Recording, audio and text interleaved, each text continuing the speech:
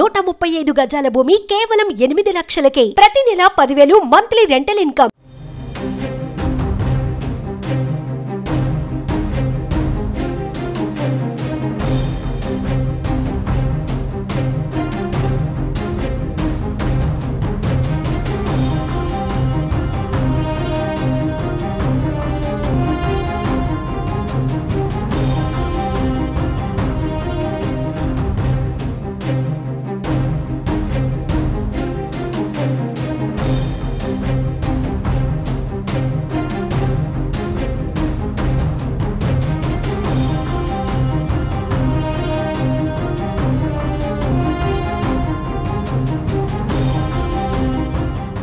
Party మారిన ఎమ్మెల్యేలపై BRS సీరియస్గా ఉంది. వారిపై చర్యలు తీసుకునేందుకు యాక్షన్ ప్లాన్ సిద్ధం చేస్తుంది.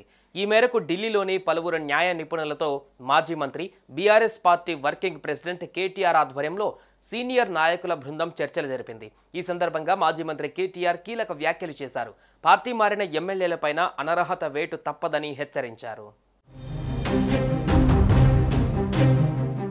పార్టీ మారిన ఎమ్మెల్యేలపైన బీఆర్ఎస్ సీరియస్గా ఉంది. వారిపై చర్యలు తీసుకునేందుకు యాక్షన్ ప్లాన్ సిద్ధం చేస్తుంది. ఈ మేరకు ఢిల్లీలోని పలువురు న్యాయ నిపుణులతో మాజీ మంత్రి, BRS party working president KTR ఆధ్వర్యంలో సీనియర్ నాయకుల బృందం చర్చలు జరిపింది.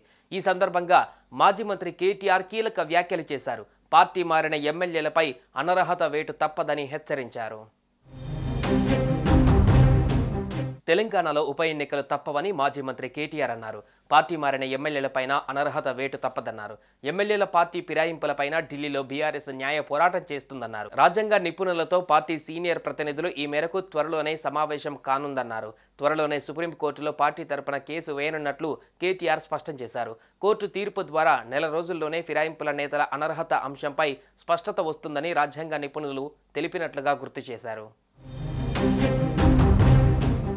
ఇప్పటికే పార్టీ ఫిరాయింపుల విషయంలో మణిపూర్కు సంబంధించి ఎమ్మెల్యే సహా సుప్రీంకోర్టు పలు తీర్పులు ఇచ్చిందని రాజ్యాంగ నిపుణులు సుందరం పార్టీ బృందానికి తెలిపారన్నారు. గతంలో మాదిరిగా అనర్హత వేటు విషయంలో సుదీర్ఘ కాలం పాటు నిర్ణయం తీసుకోకుండా స్పీకర్ ఈ అంశాన్ని నాన్చలేరని స్పష్టం చేశారు. ఈ సందర్భంగా 3 ఎమ్మెల్యేల అనర్హత వేటుకు సంబంధించి హైకోర్టులో వేసిన పిటిషన్తో పాటు పార్టీ మారిన ఎమ్మెల్యేలపైన స్పీకర్కు చేసిన ఫిర్యాదు విషయాన్ని, వాటికి సంబంధించిన పత్రాలను న్యాయ నిపుణులకు బీఆర్ఎస్ నేతలు అందించారు.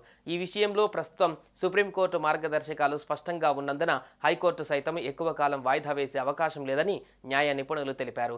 హైకోర్టు నిర్ణయం త్వరగా ప్రకటించకుంటే సుప్రీంకోర్టుకు వెళ్లే అవకాశం ఉందన్నారు. సుప్రీంకోర్టు తీర్పులతో పాటు న్యాయ కోవిధులు, రాజ్యాంగ నిపుణులు చెబుతున్న సలహాలు, సూచనల మేరకు న్యాయ పోరాటం కొనసాగిస్తామని కేటీఆర్ తెలిపారు. త్వరలోనే సుప్రీంకోర్టును ఆశ్రయిస్తామన్నారు. హైకోర్టు లేదా సుప్రీంకోర్టు ద్వారా నెల రోజులలో పార్టీ మారిన ఎమ్మెల్యేలపైన అనర్హత వేటు అంశం తేలిపోతుందని కేటీఆర్ అన్నారు.